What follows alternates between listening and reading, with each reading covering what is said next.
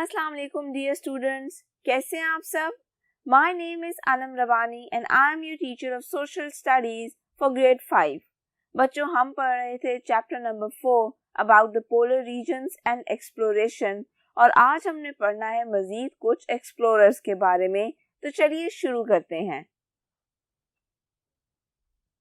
So children, today we are going to study about Marco Polo. Who was he? A merchant, यानी कि एक तिजारत करने वाला, एक्सप्लोरर, चीज़ों को एक्सप्लोर करना, दरियाफ्त करने वाला, एंड राइटर, और एक राइटर भी, यानी कि उसको लिखने का भी शौक था। He was the first European who traveled to Asia during the Middle Ages, यानी कि वो पहला यूरोपियन था, पहला यूरोप से ताल्लुक रखने वाला इंसान who traveled to Asia, जिसने एशिया तक सफ़र किया during the Middle Ages. Middle Ages would be from 5th to 15th century. His father and uncle, being successful jewel merchants, spent their time traveling abroad. अब Marco Polo ने अपना ज़्यादातर वक्त वालिदैन के बगैर गुजारा, क्योंकि वालदा की बचपन में ही डेथ हो गई और वालिद खुद भी एक ट्रैवलर थे, मर्चेंट थे, एक्सप्लोरर थे, इसलिए वो ज़्यादा देर अपना वक्त मार्को पोलो के साथ नहीं गुजार सके। So his father and uncle being successful jewel merchants, वो किस चीज़ में तिजारत करते थे? ज्यूल्स में, जेवरात में। Spend their time travelling abroad, और उनका ज़्यादातर टाइम किधर गुजरता था? ट्रेवलिंग अब्रॉड, यानी कि दूसरे मुल्कों में सफ़र करने में। Marco Polo started his journey in 1271, और मार्को पोलो ने अपनी ट्रेवलिंग, अपनी जर्नी कब स्टार्ट की? He started his journey in 1271. His first journey was to China. He traveled to China after crossing many cities, the Gobi Desert and the Hindu Kush Mountains. तो Marco Polo की सबसे पहली journey, यानी कि जो उसने सबसे पहला सफ़र किया, वो कहाँ तक का था? It was to China. He traveled to China after crossing many cities, यानी कि वो चाइना तक पहुंचा आफ्टर क्रॉसिंग मैनी सिटीज, कई शहर क्रॉस करने के बाद, द गोबी डेजर्ट क्रॉस करने के बाद, एंड द हिंदू कश माउंटेन्स, और उसके अलावा उसने रास्ते में और किस चीज को क्रॉस किया? ही क्रॉस द हिंदू कश माउंटेन्स। तो ये सारी चीजें क्रॉस करने के बाद ही went to China. The king of China at that time was Kublai Khan, who made Polo his representative. अब जिस वक्त मार्को पोलो चाइना पहुंचा, तो उस वक्त चाइना पे किसकी हुकूमत चल रही थी? उस वक्त चाइना का किंग था Kublai Khan. Who made Polo his representative, जिसने मार्को पोलो को अपना रिप्रेजेंटेटिव बना लिया, यानी कि अपना खास आदमी बना लिया। China was a rich country and Marco was impressed with wealth and prosperity of the Chinese. अब जिस वक्त मार्को पोलो चाइना पहुंचा, उसने बहुत से साल वहाँ पे लगाए, वहाँ पे गुजारे, और वो चाइना के कल्चर से, वहाँ की इकोनॉमी से बहुत इम्प्रेस था, बहुत मुतासिर हुआ, because China was a rich country. वो उस वक्त एक अमीर मुल्क था। और वैसे जो देखा जाए तो आज भी चाइना एक अमीर मुल्क है, और ये कहा जाता है कि आने वाले कुछ ही सालों में चाइना पूरी दुनिया पर हुकूमत करेगा। ख़ास तौर पे हमारी जो मार्केट है, हमारी जो इकोनॉमी है, जिसे आप कहते हो कि पैसा है मार्केट में, उस पर हुकूमत करेगा। इतनी तेज़ी से चाइनीज़ तरक्की कर रहे हैं। फिल वक्त हम ये मानते हैं कि पूरी दुनिया पर अमेरिका हुकूमत करता है, लेकिन आने वाले वक्तों में ये माना जा रहा है कि चाइना हुकूमत करेगा और चाइना अमेरिका से आगे निकल जाएगा। So China was a rich country then and Marco was impressed with wealth, यानी कि उनकी दौलत से, and prosperity, और उनका जो माहौल था, उनकी जो तरक्की थी और जो तरक्याती माहौल था, उससे मार्को पोलो बहुत इम्प्रेस था। He wrote a book, The Travels of Marco Polo, और अपने तमाम सफ़रों के बाद उसने एक किताब भी लिखी जिसका नाम था the travels of Marco Polo. हमने बिल्कुल शुरू में पढ़ा था कि मार्को पोलो एक मर्चेंट था, एक ट्रेवलर था और एक राइटर भी था, इसीलिए उसने एक किताब भी लिखी the travels of Marco Polo. बहुत से लोग जो ट्रेवल करने के शौकीन होते हैं वो नॉर्मली राइटर्स होते हैं। वो साथ साथ लिखते हैं कि वो कहाँ गए, उन्होंने क्या चीज़ें ऑब्जर्व की, जो कि एक्चुअली एक अच्छी बात है, क्योंकि फिर उन किताबों को पढ़ के आपको पता लग जाता है कि लोगों ने किस तरह के सफ़र किए और उन्होंने क्या क्या फेस किया। तो चलिए अब आगे पढ़ते हैं एक और इंसान के बारे में जो कि बहुत ही फेमस था और बहुत इम्पोर्टेंट, जिसका नाम है Neil Armstrong. First explorer to go into space and walk on the moon. अब नील आर्मस्ट्रॉन्ग कौन था? He was the first explorer, पहला एक्सप्लोरर जो कि स्पेस में गया, यानी कि खला में गया, and walk on the moon, और ये माना जाता है कि उसने चांद पर पहला कदम रखा। He flew over 200 different types of aircraft. उसने किस तरह के एयरक्राफ्ट्स उड़ाए और कितने? Almost 200 different kinds of aircrafts. His first flight into space was in 1966.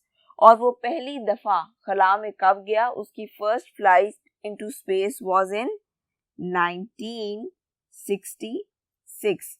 बच्चों आपने ये डेट खास तौर पे याद रखनी है।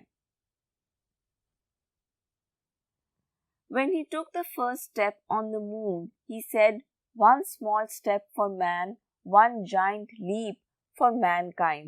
अब जब नील आर्मस्ट्रॉन्ग चांद पर पहुंचा तो उसने एक जुमला बोला और वो था "One small step for man", यानी कि देखा जाए तो it is a small step, उसका एक कदम ही तो था जो उसने चांद पर रखा था।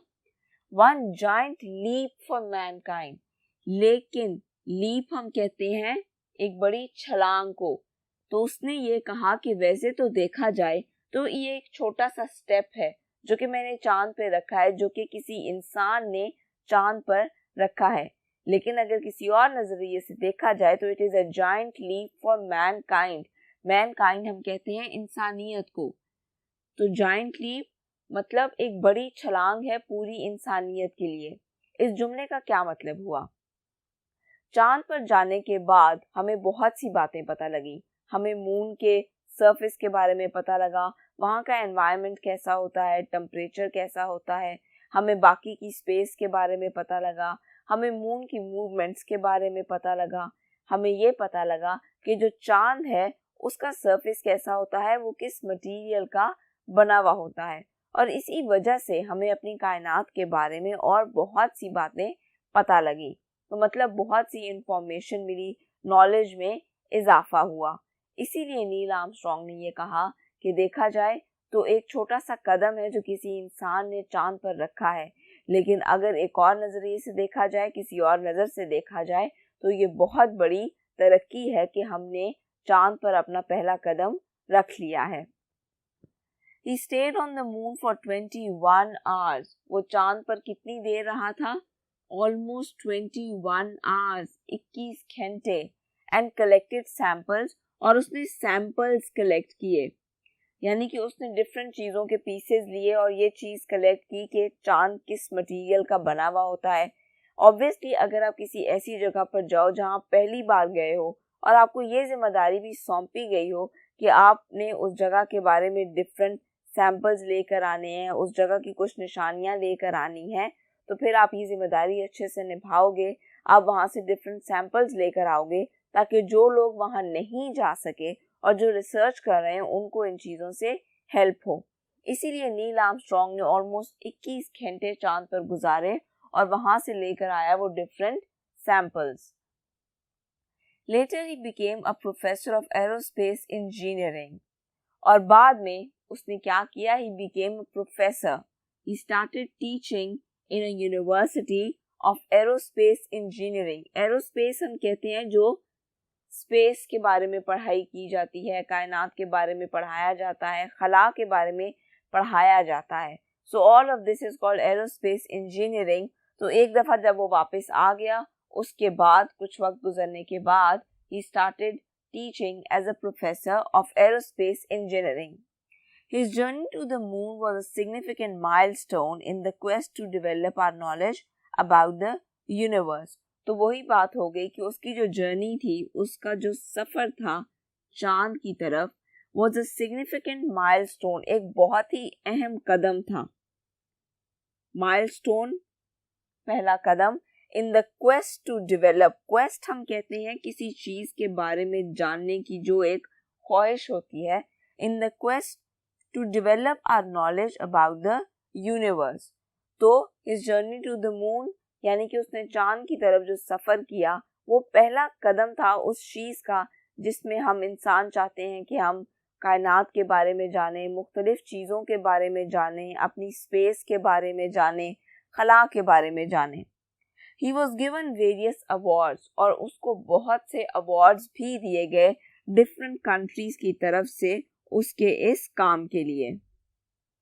बच्चों, अब आपके जो क्वेश्चंस एंड आंसर्स वाला पोर्शन है उसमें क्वेश्चन नंबर 9 है, In what way was Neil Armstrong's mission to the moon a significant milestone for mankind? वो आपसे पूछ रहा है कि जो नील आर्मस्ट्रॉन्ग ने चांद पर पहला कदम रखा, चांद की तरफ सफर किया, उसने किस तरह मैनकाइंड की हेल्प की। हमने अभी यहाँ पर बात की that his journey to the moon was a significant milestone in the quest to develop our knowledge about the universe. इसने हमारी किस तरह हेल्प की? इट डेवलप्ड आवर नॉलेज, हमें हमारी कायनात के बारे में मजीद समझ लगी, हमें हमारी स्पेस के बारे में मजीद इंफॉर्मेशन मिली। So the answer is it helped us in knowing more about our universe and its working. तो नील आर्मस्ट्रॉन्ग का जो सफर था उसने हमारी किस चीज में हेल्प की? It helped us in knowing more about our universe, यानी कि हमारी कायनात के बारे में मजीद कुछ बातें हमें पता लगी, मजीद चीज़ें समझ लगी, एंड इट्स वर्किंग, और ये काम किस तरह करती है, ये सब भी हमें आहिस्ता आहिस्ता पता लगना शुरू हो गया। लेकिन नील आर्मस्ट्रॉन्ग का ये जो पहला सफ़र था चांद पर, इसकी वजह से हमें बहुत हेल्प मिली। तो बच्चों, यहाँ पे हमारा ये चैप्टर ख़त्म होता है। अगले लेक्चर में हम करेंगे इसका वर्क पेज। अपना और अपनी फैमिली का बहुत सा ख्याल रखिएगा। अल्लाह हाफिज़।